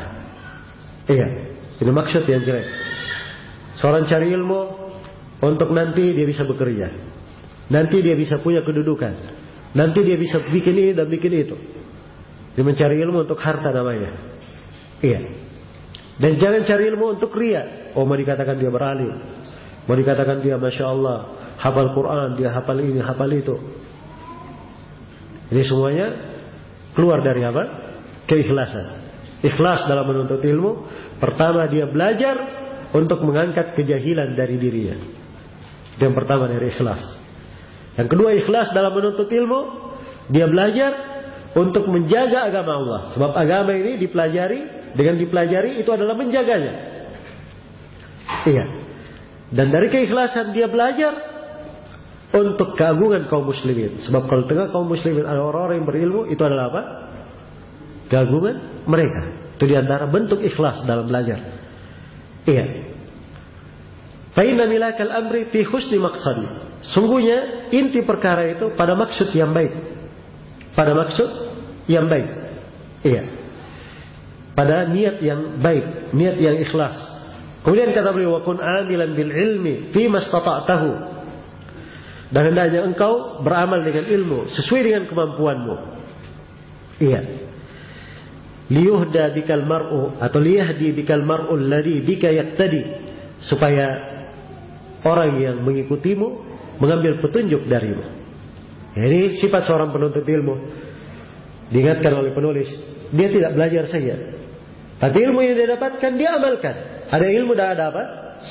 Ada amalan. Selain daripada itu, harisan ala naf'il wara wa hudahumu tanal kulla khairin fi na'imin mu'abbadi. Ya, dan hendaknya engkau selalu bersemangat memberi manfaat kepada makhluk. Ini sifat yang paling baik. Dimanapun dia berada, dia memberi manfaat. Dia memberi kebaikan. Iya, dia memberi kebaikan. Kalau dia tidak memberi kebaikan secara langsung, maka dia menjadi sebab orang mendapat kebaikan. Orang mendapat kebaikan. Ya, karena itulah ya, kegiatan-kegiatan seperti ini misalnya acara daurah ta'lim. Ya, orang-orang yang mengadakannya menjadi sebab terjadinya kebaikan tersebut, walaupun bukan mereka yang menyampaikannya, tapi karena mereka menjadi sebab, pasti mereka akan dapat apa? Ya, kebaikannya sama. Karena Rasulullah SAW bersabda, "Man dalla ala khairin falahu ajr ka'ajri fa'ilihi." Siapa yang menunjukkan sebuah kebaikan, dia dapat pahala seperti pahala orang yang mengerjakannya langsung. Iya. Baik. Semangat manusia mendapat manfaat. Semangat manusia mendapat petunjuk. Maka engkau akan mendapatkan kebaikan dalam kenikmatan yang selama-lamanya. Yaitu di surga nanti engkau akan dapatkan kebaikan. Iya. Kemudian penulis berkata, "Wa iyyaka wal i'jaba wal kibra tuhdha bisyaqawati fid darain farshud wa arshidi." Iya. Kata beliau, dan hati-hati kamu dari merasa ujub. Ini kalau sudah belajar penyakit yang berbahaya, dia merasa bangga dengan dirinya. Dan ini hati-hati. Seorang penuntut ilmu, nasallallahu assalamu wal afiyah. Dan hati-hati dari sikap sombong, angkuh. Ya, sebab engkau akan mendapatkan kerugian di dunia dan di akhirat. Ya. Karena itu kewajibannya farshud wa arshudi. Engkau hendaknya berjalan lurus dan hendaknya tetap selalu memberi petunjuk kepada orang. Ya. Baik. Selesai sudah ya dari sini apa yang dimaksudkan oleh penulis rahimahullahu taala, ya, dari nasihat beliau, ya, beliau tutup di sini dengan ucapan beliau, ha qad badaltu nusha juhdi wa innani mukirrun bi taqsiri wa billahi ahtadi. Kata beliau, inilah saya telah memberikan nasihatku sesuai dengan kemampuanku, dan saya mengakui bahwa saya banyak kekurangan, tapi hanya kepada Allah saya meminta petunjuk. Iya. Akhirnya nasihat-nasihat yang indah oleh penulis rahimahullahu taala, ya beberapa bait syair sebenarnya banyak makna ya yang terkandung di dalamnya, banyak etika yang perlu kita bahas. Ya, tapi waktu membatasi. Semoga apa yang kita dengarkan bisa menjadi renungan dan pelajaran untuk kita semua, berbuat manfaat, berbuah kemanfaatan dan kebaikan untuk kita semua di dunia dan di akhirat. Wallahu taala alam. Ya, masih tersisa 5 menit dari waktu.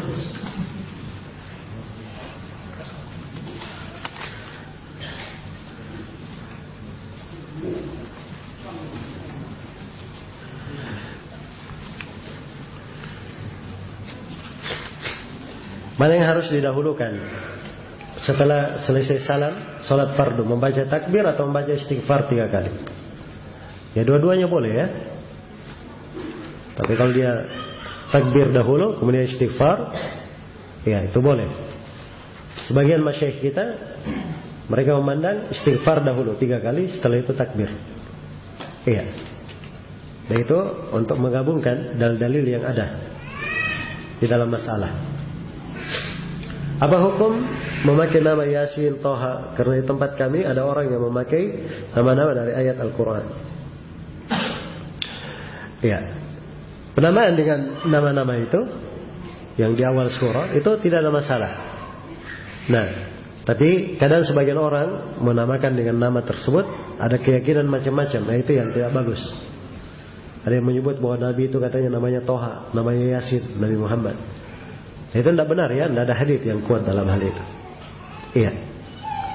Baik.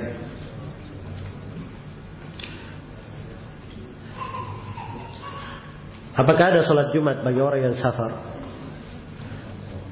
Kalau dia musafir sendiri, sedang di perjalanan, tidak ada sholat Jumat. Dia hanya sholat 2 rakaat sholat duhur. Demikian pula kalau di kapal laut, semuanya musafir, tidak ada sholat Jumat di kapal laut. Yang ada sholat duhur 2 rakaat. Jelas ya? Tapi kalau musafir singgah di kota, kemudian di masjid ditegakkan Jumat, dia hadir Jumat, tidak ada masalah. Tidak ada masalah. Bahkan sebagian ulama mewajibkan dia hadir, karena dia tercakup ke dalam orang yang mendengar adzan dan wajib mendatangi apa? Adzan. Kalau dia singgah di kota. Baik. Tapi kalau dia tidak sempat untuk hadir karena sedang berjalan dan tidak mungkin singgah, maka dia berjalan nanti, ya dia singgah dan menjamak duhur asar, tidak melakukan Jumat. Itu seorang musafir.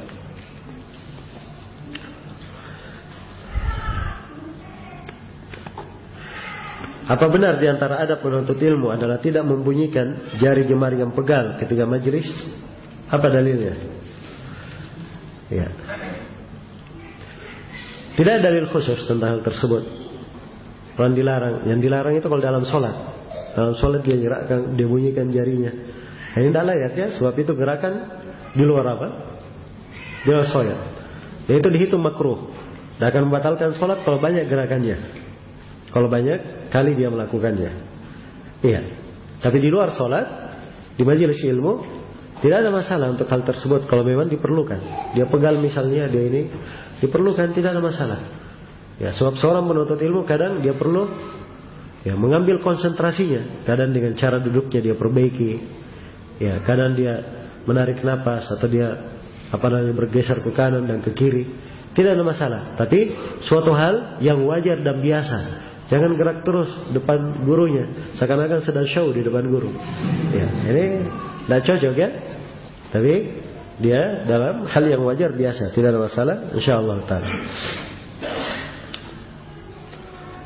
Bagaimana kami bersabar mendidik keluarga, terutama anak kami dari kecil di pondok, setelah menginjak dewasa malah futur dan berat untuk talabul ilm. Ya. Pertama harus diketahui bahwa hidayah itu di tangan Allah. Ya, hidayah di tangan Allah Subhanahu wa taala. Allah firman kepada nabinya, innaka la tahdi man ahbabta. Engkau Nabi Muhammad tidak mampu memberi hidayah kepada siapa yang kamu cintai. Kalau Nabi Muhammad saya seperti itu, apalagi kita. Iya. Tapi orang tua, namanya orang tua, kewajibannya Allah sebut dalam Al-Quran, ya ayyuhalladzina amanu qu anfusakum wa ahlikum nara. Wahai orang-orang yang beriman, jagalah diri kalian dan keluarga kalian dari api neraka. Dan menjaga diri dan keluarga dari api neraka dengan cara apa? Mengajarkan ilmu kepada mereka.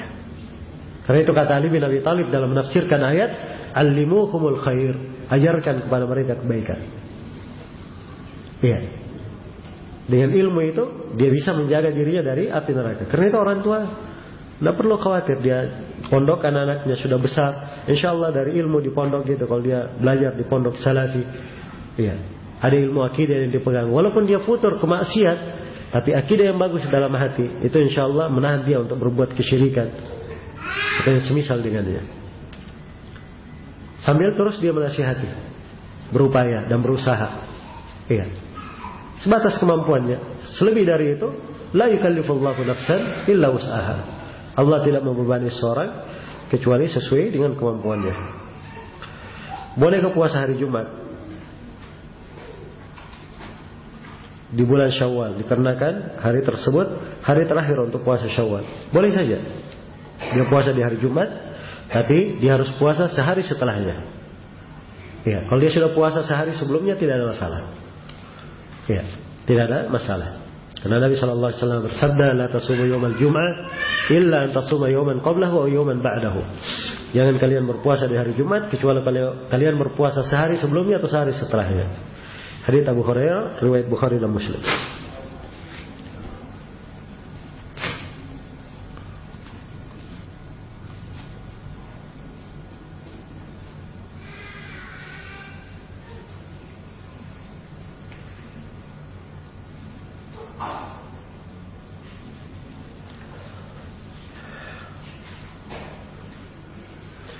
Saya ingin menjual tanah dan ada pembeli yang dicicil selama setahun. Bolehkah saya membuat akad apabila si pembeli lalai dalam mencicil, telat selama 4 kali, baik berturut-turut, 4 kali berturut-turut, kemudian saya kembalikan uang kepada dia sebesar 70%. Dikarenakan kelalaian dia dalam mencicil dan juga dikarenakan otomatis harga tanah juga sudah naik.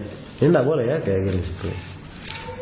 Ya, dia mengembalikan duitnya 70%, dia potong saja duit orang. Ya, kecuali kalau di depan dia meminta tanda jadi, ya, itu urbun namanya. Kemudian setelah itu masuk dia dalam transaksi, orang ini tidak bayar, maka tanda jadinya diambil. Sebab dia sudah rugi waktu, sudah rugi apa? Menahan tanah. Itu tidak ada masalah menurut pendapat yang lebih kuat. Tapi ini akad, dia sudah masuk. Ketika dia akad cicil, ya, itu artinya tanah sudah dia jual, hanya saja belum lunas, sudah pindah ke pemilikan. Begitu pindah ke pemilikan, kewajibannya adalah bersabar terhadap orang yang menunggak itu kewajibannya. Jelas ya? Adapun kalau dia menjatuhkan denda, dikembalikan 70%, diambil sebagiannya, tidak boleh. Ini dari mengambil harta orang dengan cara yang zalim.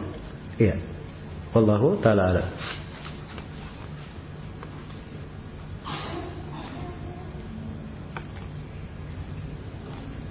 Bagaimana kadar kesahihan kitab Lubabul Hadith? Kalau nggak salah karya Suyuti.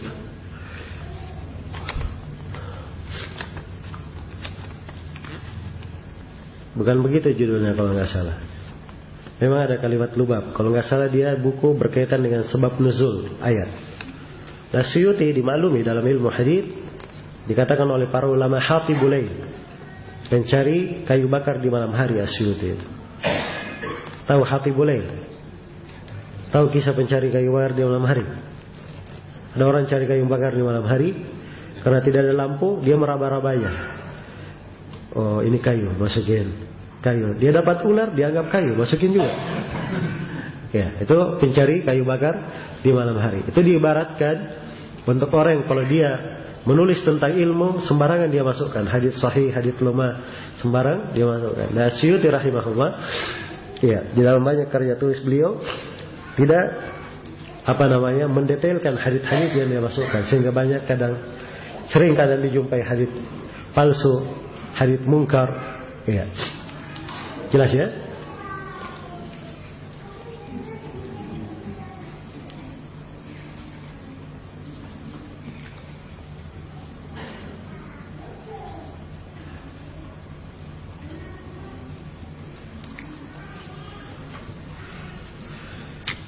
Ya, ini tentang, ada yang bertanya, kami dulu pernah berbuat dosa-dosa besar dan maksiat dan sekarang sudah menjauhinya.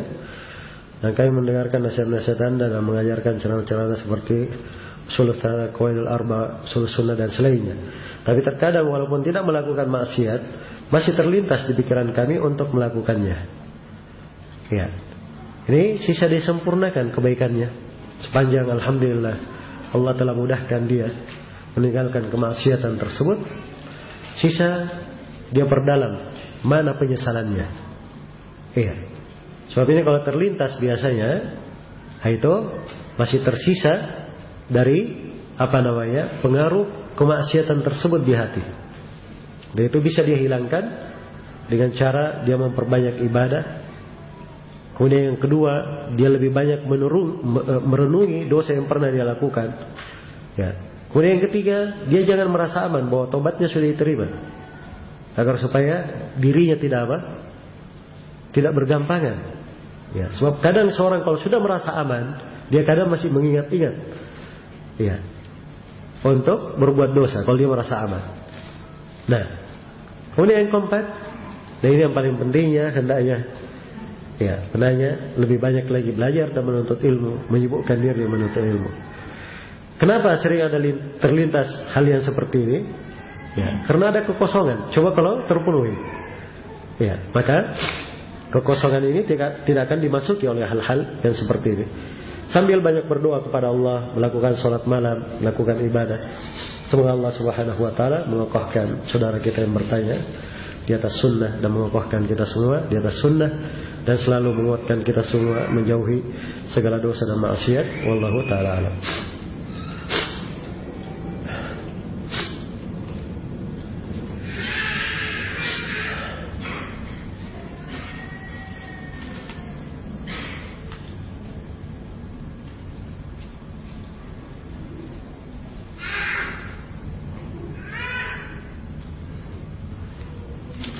Ini masalah talak ya. Mungkin kalau mau dijawab, ditanya di luar pelajaran saja.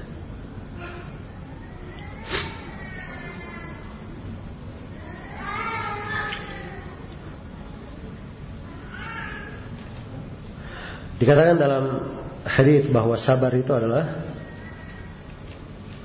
di awal musibah. Lalu bagaimana jika dizalimi orang lain, kita bersikap marah dahulu, kemudian beberapa setelahnya dia bersabar.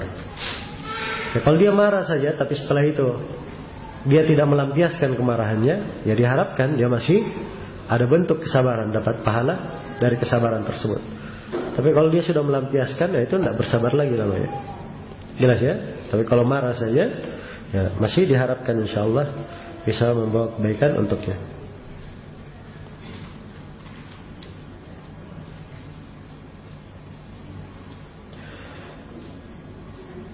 Jika orangnya mewariskan tanah yang luasnya kepada anaknya, tapi dia bersumpah jangan sampai tanah ini dijual kepada selain keluarganya sendiri. Kalau sampai dijual kepada selain keluarganya, akan didoakan kejelekan. Ya, dia doakan kejelekan pun sampai 1 jilid tidak ada masalah. Ya, sepanjang dia sudah serahkan tanah itu adalah hak milik orang. Dan kepemilikan sebuah tanah apabila sudah berpindah kepemilikan, dia mau jual, dia mau hibahkan, dia mau wakafkan, dia mau apakan, itu urusan dia. Tidak ada kaitannya dengan pemilik pertama. Jelas ya? Tidak ada kaitannya dengan pemilik pertama. Karena itu tidak layak orang bersumpah mendoakan kejelekan seperti ini. Itu memaksakan sesuatu kepada Allah, hal yang tidak dihalalkan oleh Allah. Haram hal yang seperti ini. Semoga Allah Subhanahu Wa Taala memberi taufik kepada semuanya. Baik, ini mungkin beberapa pertanyaannya yang bisa dijawab, dan dengan ini kita untuk materi saya sendiri telah berakhir untuk pembahasan saya, dan insyaallah taala sebagaimana yang telah diumumkan masih ada besok pembahasan dari Ustadz Muhammad As-Sewet hafizahullah.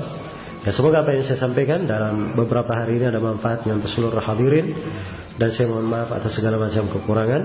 Subhanakallahumma wa bihamdik, asyhadu an la ilaha illa anta, astaghfiruka wa atubu ilaik, walhamdulillahirabbil alamin. Wassalamualaikum warahmatullahi wabarakatuh.